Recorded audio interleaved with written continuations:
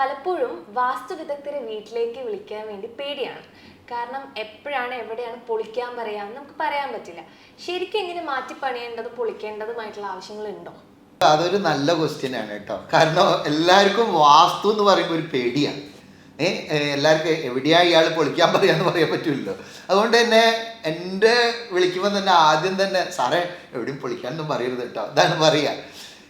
യഥാർത്ഥത്തിൽ എന്തുകൊണ്ടാണ് പൊളിക്കേണ്ടി വരുന്നതെന്ന് ചോദിച്ചു കഴിഞ്ഞാൽ നമ്മൾ ഈ കണക്കിൽ സ്റ്റക്കായിരിക്കുന്നത് കൊണ്ടാണ്. അപ്പോൾ ഉത്തമത്തിലല്ല കണക്ക് വേണമെന്നാണ് നിയമം. പക്ഷേ രസം എന്താണ്, കേരളത്തിലുള്ള എല്ലാ ഓരോ വിഭാഗങ്ങളായി തിരിച്ചിട്ട് ഉത്തമം ഒരു വിഭാഗത്തിന് മാത്രമേ പാടുള്ളൂ എന്നൊക്കെ പറഞ്ഞിട്ടാണ് അപ്ലിക്കേഷൻ നടക്കുന്നത്. ഇവിടെ എന്താ പറ്റണേ, ചിലപ്പോൾ ഒരു റൂം മാസ്റ്റർ ബെഡ്റൂം അത് കണക്ക് ശരിയില്ല, അത് മരണച്ചിട്ടിലാണ്, ആകെ പ്രശ്നമായി. അപ്പോൾ ഒരാൾ പണിയൊക്കെ തീർത്ത വീടായിരിക്കും, അപ്പോൾ അത് ഇല്ലെങ്കിൽ അപ്പോൾ പൊളിച്ച് മതിൽ മാറ്റി വെക്കേണ്ടി വരും.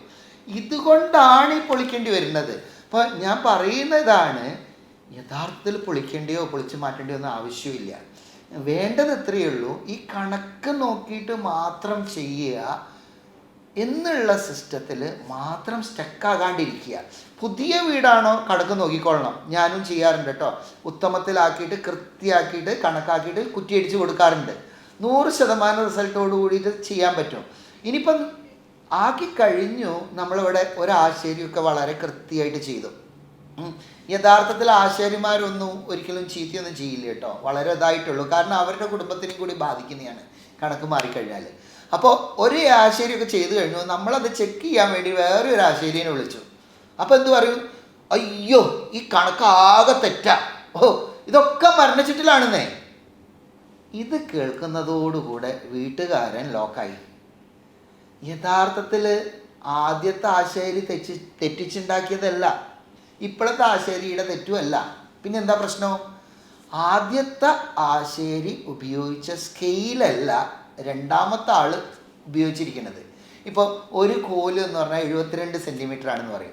പക്ഷേ കേരളത്തിൽ പാറശാല മുതൽക്ക് നമ്മൾ യാത്ര ചെയ്യുകയാണെങ്കിൽ 72 എന്നുള്ള ചിലർ 62 ഉപയോഗിക്കണുണ്ടാവും, 74 ഉപയോഗിക്കണുണ്ട്. അങ്ങനെ ഓരോ തറവാട്ടുകാർക്ക് അവരുടേതായിട്ടുള്ള കണക്കുകളൊക്കെ ഉണ്ട്. അപ്പോൾ ഒരാളുടെ കണക്കല്ല മറ്റേ ആൾ ഉപയോഗിക്കണേ, ഇതാണ് പ്രോബ്ലം.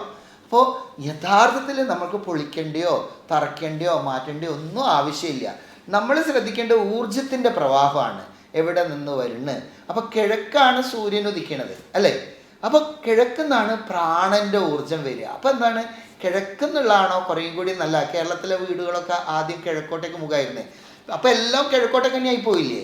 അല്ല, വടക്കും നല്ലതാ. വടക്കാണ് നമുക്ക് സമൃദ്ധി ഉണ്ടാക്കുക, കുബേരൻ എന്ന് പറയും. അപ്പോൾ കുബേരൻ വരെ വടക്കുന്ന. ഇപ്പോൾ നമ്മളെ പണ്ട് കാലത്തുള്ള സമൂഹത്തിലാണ് ഗ്രാമത്തിന് തന്നെ ഡിസൈൻ ചെയ്യുന്ന ഒരു സിസ്റ്റം ഉണ്ട്. അപ്പോൾ ക്ഷത്രിയൻ ഇന്ന ദിക്കിൽ, ശൂദ്രൻ ഇന്ന ദിക്കിൽ, ഇങ്ങനെയൊക്കെ പറഞ്ഞിട്ട് ഓരോ കാറ്റഗറി തിരിക്കുന്നുണ്ട്.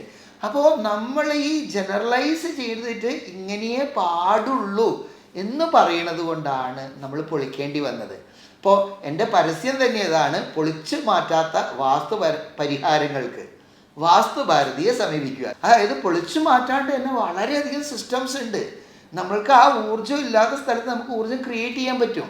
ഇപ്പോൾ ഒരു സ്ഥലത്ത് അഗ്നി ഇല്ല എങ്കിൽ അവിടെ നമുക്കൊരു ദീപം കത്തിച്ച് വെച്ചാലും അഗ്നി വരും. അങ്ങനെയെല്ലാം ഉണ്ട്. ഇതിനാണ് റെമഡിയൽ വാസ്തു എന്ന് പറയുക. അപ്പോൾ ഞാൻ മുന്നേ പറഞ്ഞല്ലോ, ഞാൻ ഒരു 18 തരത്തിലുള്ള വാസ്തുശാസ്ത്രങ്ങൾ ഉപയോഗപ്പെടുത്തുന്നുണ്ട്. അതിനാൽ തന്നെ പൊളിച്ചു മാറ്റാതെ തന്നെ നമുക്ക് പരിഹാരം ഉണ്ടാക്കാം. വിശ്വാസത്തോടു കൂടി വിളിക്കാം, ധൈര്യമായിട്ട് വിളിച്ചോളൂ, പൊളിക്കേണ്ടി വരില്ല കേട്ടോ.